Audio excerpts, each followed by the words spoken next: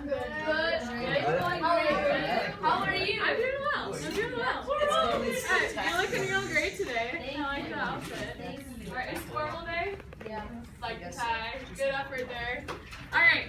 Okay, so you guys have been learning about the Civil War, yes? Yeah? Alright, can anyone tell me about the Civil War? Anything? Who was it between? What was it about? Yeah. It was between the Union and the Confederates, or the North and the South. Nice. Yeah. It was a war over slavery. Okay. Anything else?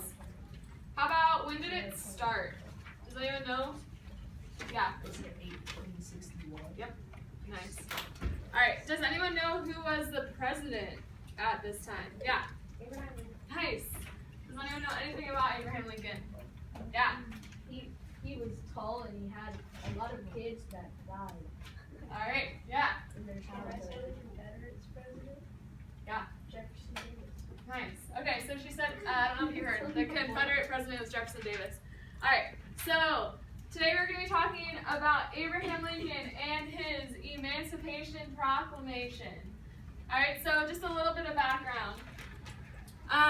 This proclamation took place on September 22nd, 1862, but this date was the preliminary proclamation. So basically what it was is Abraham Lincoln saying, alright Confederates, you guys have 100 days to stop this rebellion. Otherwise, all of your slaves are going to be freed. Alright, so imagine being the Confederates. You don't want your slaves to be freed. Your economy depends on it. Everything depends on slavery. So you do not want your slaves to be freed. It would really affect your war effort, alright? So this proclamation, preliminary proclamation, takes place right after the Battle of Antietam. I don't know if you guys have read about it at all yet, but it was the bloodiest day in American history. So this is a huge win for the Union Army. So they're feeling good. They think this is a really good time for this Emancipation Proclamation, this warning that the slaves are going to be freed. So the actual proclamation goes into effect on January 1st, 1863. So that 100 days is up. The Confederates don't stop the rebellion, and the emancipation goes into effect. So basically what this says and what Abraham Lincoln writes is that all slaves in rebellious states, so the Confederate states, are free. Alright, so just imagine that in your heads right now. Get yourself into that mindset.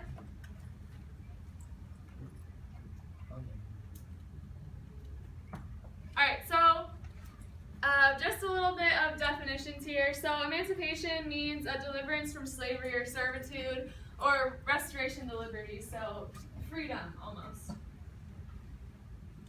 Alright, so why would Abraham Lincoln want to do this? At this time, the Republicans, they thought that the war was going to need to become a war against slavery itself. The Union was doing pretty badly in the war, as you guys have probably read about a little bit. So they were thinking, alright, we need to rethink this, we need to come up with a new strategy. Let's put some pressure on Lincoln to do something, and to maybe do some emancipation and put this proclamation into effect.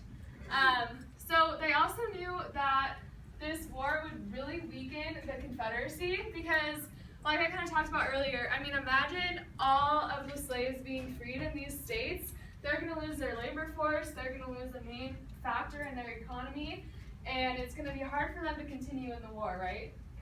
Alright, so also he wanted to do this because he knew that it would strengthen the Union. This would probably add manpower to the northern side because the slaves would be free, and imagine if you're a slave, you're freed, you would probably want to join the side that's fighting against your plantation owners, right? Kind of makes sense.